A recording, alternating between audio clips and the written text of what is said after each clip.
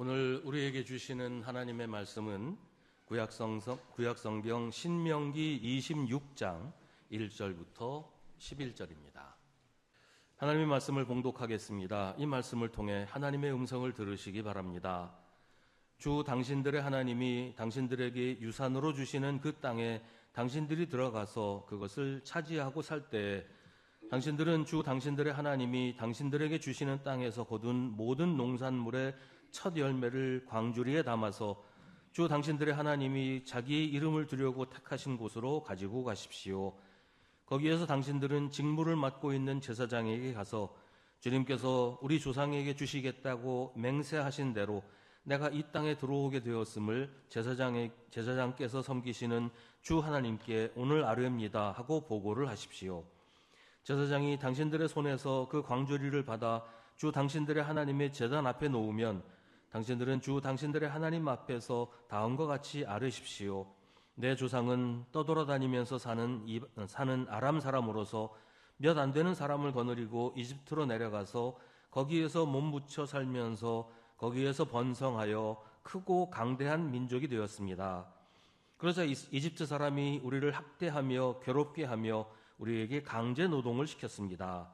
그래서 우리가 우리 조상의 하나님께 살려달라고 부르짖었더니 주님께서 우리의 울부짖음을 들으시고 우리가 비참하게 사는 것과 고역에 시달리는 것과 억압에 짓눌려 있는 것을 보시고 강한 손과 편팔과 큰 위험과 이적과 기사로 우리를 이집트에서 인도하여 내셨습니다. 주님께서 우리를 이곳으로 인도하셔서 이 땅 곧 젖과 꿀이 흐르는 땅을 우리에게 주셨습니다. 주님께서 내게 주신 땅의 첫 열매를 내가 여기에 가져왔습니다. 그리고 당신들은 그것을 주 당신들의 하나님 앞에 두고 주 당신들의 하나님께 경배드리고 레위 사람과 당신들 가운데서 사는 외국 사람과 함께 주 당신들의 하나님이 당신들과 당신들의 집안에 주신 온갖 좋은 것들을 누리십시오. 아멘. 이것은 하나님의 말씀입니다. 오늘은 추수감사주일입니다. 우리 교회는 해마다 10월 셋째 주일을 추수감사주일로 정해서 지키고 있습니다. 올해는 마침 추석 지난 지 얼마 되지 않아서 이 추수감사주일을 지키게 되었습니다. 한국교회는 오래전부터 선교사들이 정해준 11월 셋째 주일을 추수감사주일로 정해서 지켜왔지만 사실 이 날짜는 우리나라 농사하고는 너무 차이가 많이 나고 또 그날로 정한 이유도 별다른 근거가 없어요. 몇 가지 얘기들이 있긴 있는데 추수감사하고는 아무 상관없는 그런 이유로 정했기 때문에 이제는 많은 교회들에서 우리나라 추석에 가까운 날짜로 추수감사주일을 정해서 지키고 있습니다. 오늘 우리가 읽은 신명기의 말씀이 구약 성경에 나오는 추수감사절 이야기입니다. 이스라엘이 이집트의 노예 생활을 끝내고 출애굽해서 가나안에 들어가기 직전에 가나안에 들어가면 추수감사절을 지키라고 하나님께서 정해주시는 내용입니다. 이스라엘은 벼농사를 짓는 나라가 아니기 때문에 우리처럼 추석 무렵이 아니라 요즘 한국 교회에서 많이 지키는 맥추감사절 그 무렵이었을 거라고 생각합니다. 맥추감사절은 밀을 수확해서 드리는 감사절입니다. 오늘 말씀은 추수감사절이 무엇을 감사하는 날인지, 다시 말하면 우리가 하나님께 무엇을 감사해야 하는지를 가르쳐주고 있습니다. 1절은 주 당신들의 하나님이 당신들에게 유산으로 주시는 그 땅에 들어가서 그 땅에 당신들이 들어가서 그것을 차지하고 살 때라고 하는데 이스라엘 민족이 농사 지을 땅을 가지게 되었을 때라는 말이에요. 원래 이스라엘 민족은 유목민이었습니다. 5절에 내 조상은 떠돌아다니면서 사는 아람 사람이라는 말이 나오는데 떠돌아다닌다는 말은 자기 소유의 땅이 없다는 말이에요. 유목민이니까 떠돌아다녀야 하기도 했지만 자기 땅이 없으니까 유목민이 될 수밖에 없었던 그런 측면도 있단 말이죠. 우리가 잘 아는 아브라함도 아내 사라가 죽어서 묘지를 만들 때까지는 가나안에 자기 소유의 땅이 없었어요. 게다가 얼마 전까지만 해도 이스라엘은 이집트에서 노예로 살고 있는 이런 시점입니다. 노예는 당연히 자기 땅이라는 게 없지요. 농사를 지어도 주인의 땅에서 농사를 지어서 그냥 노동만 하는 것이었어요. 그러니까 자기가 농사 지어서 거둔 열매가 전혀 자기 게 아니라는 거예요. 자기는 그냥 노동만 했을 뿐이고 모든 추수는 주인에게 속하는 것이었어요. 땅 주인이 모두가 가져가고 그 노예는 주인이 주는 밥이나 겨우 먹는 그런 신세였단 말이죠. 자기 땅이 없으니까 추수감사절이라 할 것도 없었던 거예요. 내가 거둔 곡식이 나의 것이 아니니 뭐 남의 걸 가지고 감사절을 지낼 수는 없잖아요. 요즘에 캄보디아가 무서운 동네라는 소문 얘기들을 많이 들려오는데요. 제가 여러 해 전에 캄보디아에 갔던 적이 있었는데 그때 가이드가 말하기를 여기 아이들이 하루 한 끼도 겨우 먹는 경우가 많다는 거예요. 그 말을 듣고 같이 갔던 어떤 분이 질문하기를 거리에 온통 바나나 나무 투성이고 바나나 열매가 주렁주렁 달려 있어서 손만 뻗으면 따먹을 수 있는데 왜 굽느냐? 그거 먹으면 되지 않냐? 그러니까 가이드가 하는 말이 그 바나나 나무도 다 주인이 있다는 거예요. 남의 바나나 나무에 열린 열매 먹으면 그 절도가 된다는 거죠. 그러니까 자기 땅에 바나나 나무를 심어서 자기가 먹기도 하고 팔기도 하는 건데 그걸 손댈 수 없다는 겁니다. 그러니까 땅이 있어야 농사를 지을 수 있고 자기 농사를 지어야 추수도 하는 겁니다. 그런데 이제 하나님께서 이스라엘 백성에게 땅을 주신다는 거예요. 유산으로 주시는 땅이라는 말은 잠시 머물다가 또 떠나야 하는 땅이 아니라 자손 대대로 유산으로 물려줄 땅이라는 말이에요. 이제는 이스라엘이 떠돌아다니면서 사는 유목민이 아니라 땅 위에 자리 잡고 농사 지으며 사는 사람이 된다는 말입니다. 그렇게 땅의 주인이 되면 이제 농사를 짓겠죠. 농사를 지으면 또 추수를 하겠죠.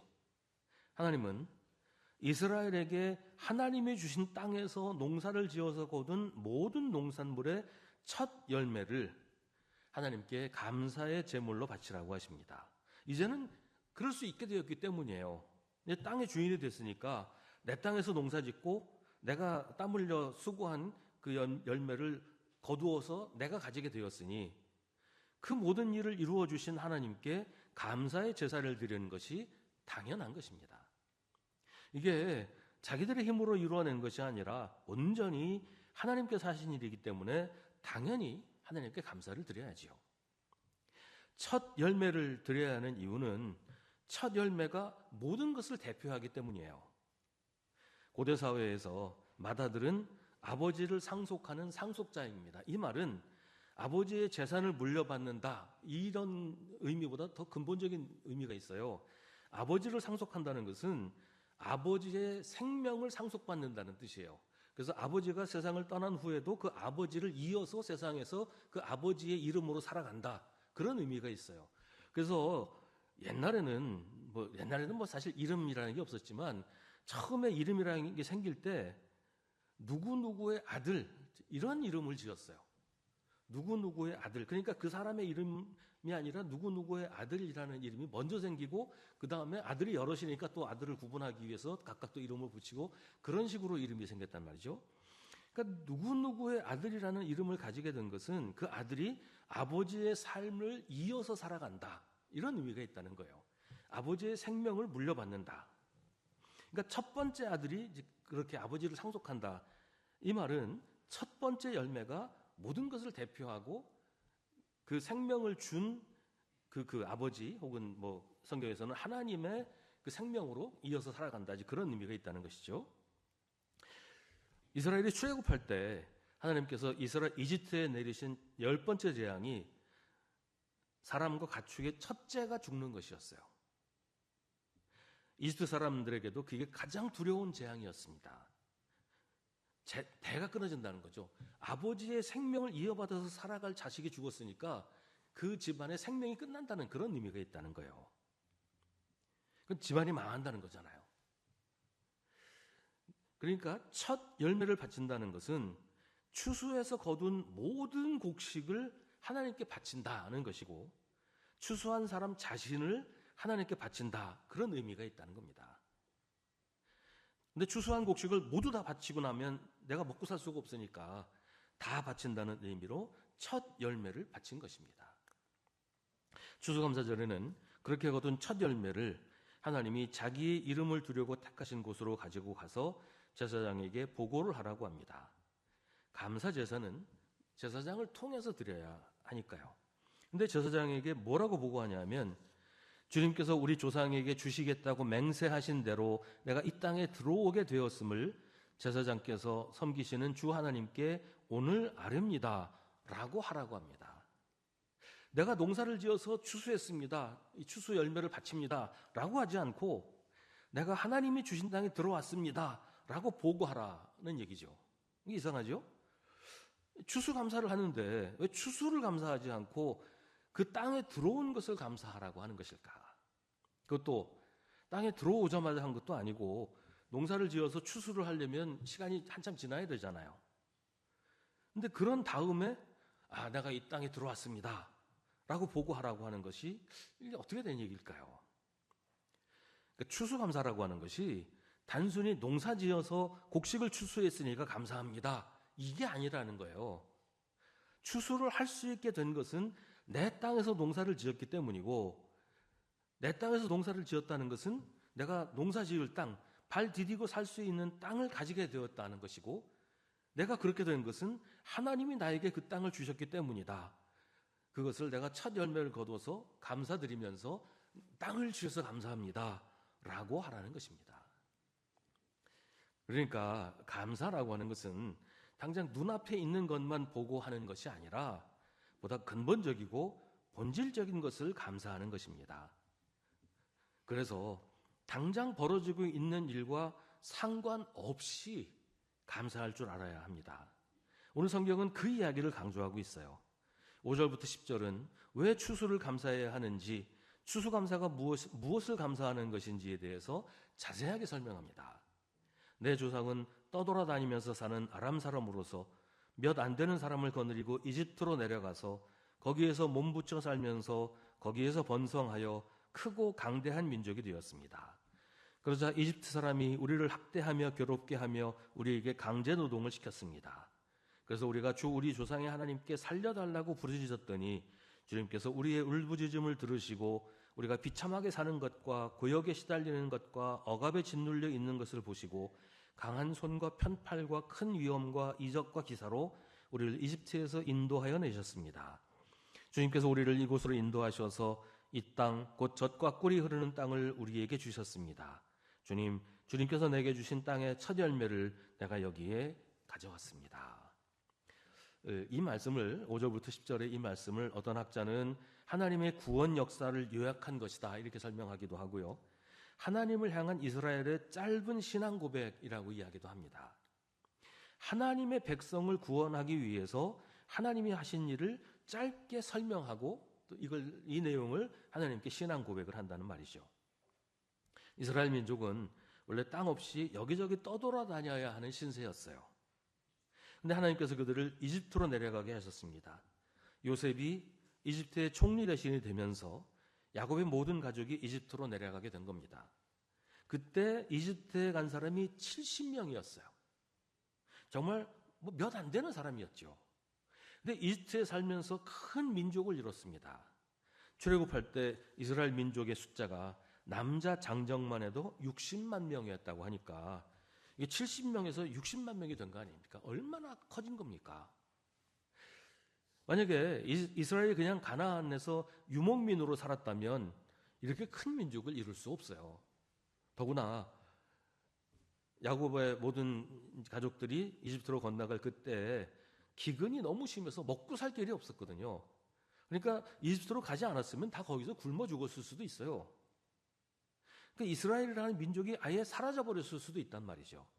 그래서 하나님이 그들을 이집트에 가게 하셔서 거기서 큰 민족을 이루게 해주셨다는 겁니다. 이스라엘 백성들의 수가 많아지니까 이집트 사람들은 이스라엘이 반란이라도 일으킬까 봐 두려워서 이스라엘을 학대하기 시작합니다. 사내아이가 태어나면 모조리 죽이라고까지 했죠. 그러니까 고대 사회에서 노예의 삶이란 인간의 삶이 아니었어요. 이스라엘은 이집트에서 노예로 살면서 고통으로 신음했습니다. 그러자 주님께서 그 울부짖음을 들으시고 이스라엘이 비참하게 사는 것과 고역에 시달리는 것과 억압에 짓눌려 있는 것을 보시고 이스라엘 백성들을 구원하기로 하셨습니다. 하나님은 강한 손과 편팔과 큰 위험과 이적과 기사로 하나님의 권능으로 하나님이 하실 수 있는 모든 방법을 동원해서 이스라엘을 구원하십니다. 이스라엘을 이집트에서 건져내시고 가나안에 들어와 살게 하셨습니다. 그래서 하나님이 주신 땅 가나안에서 농사를 지어서 이제 첫 수확을 거두어서 하나님께 바치는 것이 오늘 성경이 말하는 추수감사절이에요. 그러니까 추수감사라고 하는 것은 단순히 농사지어서 추수한 것을 바친다 이게 아니고 이 곡식을 거두게 되기까지 있었던 모든 일들, 이스라엘이 여기까지 오는 동안 있었던 모든 일들이 하나님의 권능과 하나님의 은혜라는 사실을 인정하고 감사하는 것, 이게 추수감사라는 것입니다. 그러니까 추수감사의 제물은 지금 내가 바치는 이 곡식이 아니고 이스라엘 민족 전체이고 제물을 바치는 나 자신입니다 라는 고백입니다. 내가 지금 여기 있는 것이 하나님의 은혜라는 것입니다. 내가 사는 것이 하나님의 은혜요, 내가 지금까지 살아온 모든 순간이 하나님의 은혜라는 것을 고백하는 것, 이게 추수감사라는 것입니다. 그렇게 본다면 곡식을 추수하게 하신 하나님께 감사하는 추수감사절은 농사를 짓지 않는 우리에게도 아주 중요한 의미가 있습니다. 우리가 농사를 짓지는 않지만 우리도 추수감사절을 지켜야 하는 것은 우리도 같은 고백을 해야 하기 때문입니다. 하나님이 우리를 여기까지 인도하셨다, 하나님이 우리를 여기까지 지켜주셨다라고 고백할 수밖에 없다는 것이죠. 하나님이 이스라엘 백성들을 그렇게 인도하셨던 것처럼 우리도 태어날 때부터 지금까지 우리가 살아온 모든 순간에 하나님께서 우리와 함께 하시고 우리를 지키시고 우리를 인도하셨습니다.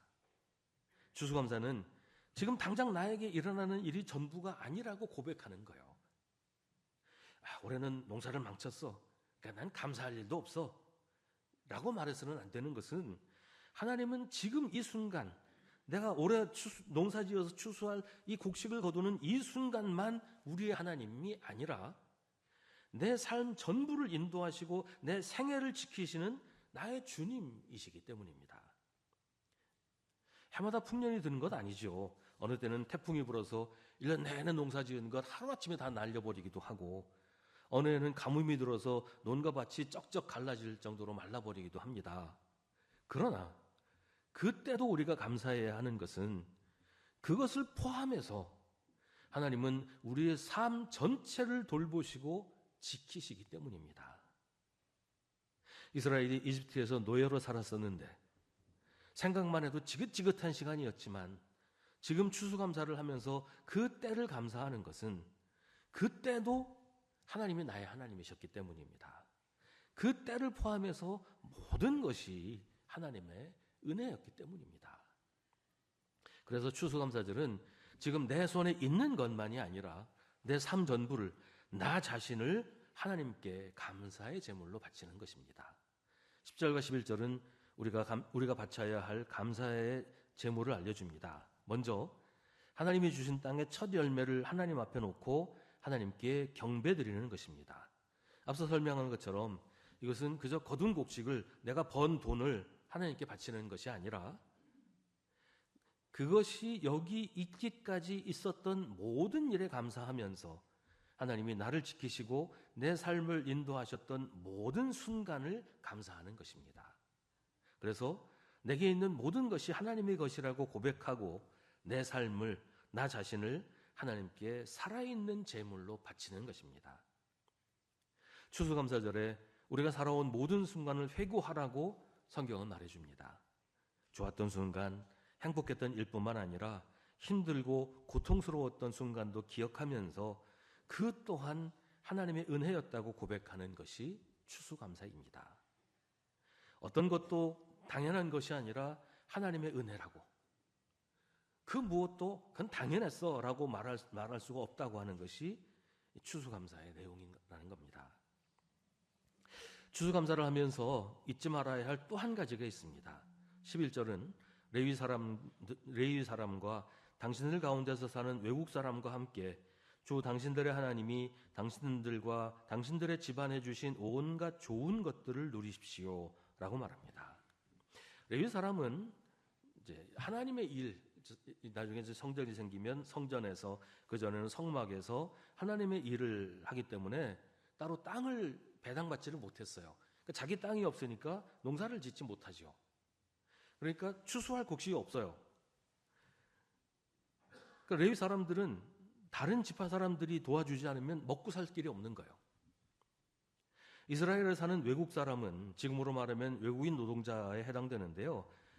지금보다 훨씬 열악하고 가혹한 상태에 있었습니다. 이들은 한 마을에 사는 이스라엘 백성들이 배려해 주지 않으면 먹고 살 길이 없어요. 그러니까 이집트에서 노예로 살던 이스라엘 사람과 다를 바 없는 신세가 외국 사람들이었어요. 추수감사는 그런 사람들, 누가 도와주지 않으면 먹고 사는 것이 막막한 사람들과 함께 풍요함을 나누는 것입니다. 그게 내 것이 아니라 하나님이 주신 것이니 나 혼자 가실 것이 아니라 함께 살아가는 이웃들과 나누어야 한다는 것입니다. 그게 하나님께 감사의 예물을 드리는 것입니다. 힘들고 어려운 이웃들, 외롭고 지친 사람들과 함께 하는 것, 그들을 위로하고 도와주는 것이 하나님의 뜻입니다. 그게 하나님께 감사하는 방법입니다. 이웃에게 하는 것이 곧 하나님께 하는 것이라는 말이 아니에요. 하나님을 건너뛰고 막바로 이웃에게 주면 하나님께 드린 것이 된다, 이런 말이 아니고, 하나님께서 나누라고 하셨으니 하나님의 뜻대로 나누는 것, 이게 내 거가 아니고 하나님 거라는 신앙 고백으로 이웃들과 나누는 것이 하나님께 감사하는 방법이라는 말이에요. 내 거라고 생각하니까 아깝죠. 나 혼자 독차지하고 싶어지죠. 근데 오늘 성경은 그렇지 않다고 말하는 거예요. 그거 네 거가 아니고 하나님의 거다. 처음부터 끝까지 하나님이 하셨다. 그러니 또 혼자 가져서는 안 된다고 하십니다. 하나님이 주신 온갖 좋은 것들을 고달프고 지친 이웃과 함께 누리는 것이 하나님께 대한 감사를 표현하는 방법입니다. 추수감사절은 지금까지 지켜주신 하나님께서 앞으로도 지켜주실 것을 믿는 믿음을 고백하는 날입니다. 지금 여기까지 하나님이 함께 하셨다는 믿음은, 그러니까 앞으로도 항상 하나님이 우리와 함께 하신다는 것을 믿는 것입니다. 하나님이 지금까지 지켜주셨는데 여기까지 왔으니까 이제 너 혼자 가, 그러시지 않잖아요. 오늘까지 지켜주신 하나님이 내가 이 땅에 사는 모든 순간, 내가 이 땅을 떠나서 하나님 나라에서 사는 그 이후에도 언제나 우리와 함께 하시고 우리를 지키신다는 것을 고백하는 것, 이게 추수감사입니다. 추수를 감사하는 것은 하나님이 지금까지 우리를 도우신 것처럼 앞으로도 그렇게 하실 것이라는 고백입니다. 그래서 추수감사절은 지난 날을 감사하는 절기일 뿐만 아니라 앞으로를 감사하는 희망의 절기이기도 합니다. 추수감사절은 우리의 과거와 함께 우리의 미래를 감사로 고백하는 날입니다. 오늘 추수감사 주일에 우리는 지금까지 지키시고 인도하신 하나님께 감사하면서 앞으로도 지키시고 인도하실 것을 믿고 감사를 드립니다. 그것이 추수감사절의 진정한 의미입니다. 우리 모두가 이 믿음으로 살아가시기를 간절히 바랍니다. 우리 구주 예수 그리스도의 은혜와 하나님 아버지의 사랑과 성령의 사귐이 감사와 찬양으로 주님을 예배하는 사랑하는 주님의 자녀들에게 땀 흘려 농사짓고 하나님께 감사드리는 이 땅의 모든 농민들에게, 그리고 언제나 주님의 풍성하신 은혜 가운데 살기로 다짐하며 또 주님께 간구하는 사랑하는 이 민족 위에 이제로부터 영원까지 함께 하시기를 간절히 축원하옵나이다. 아멘.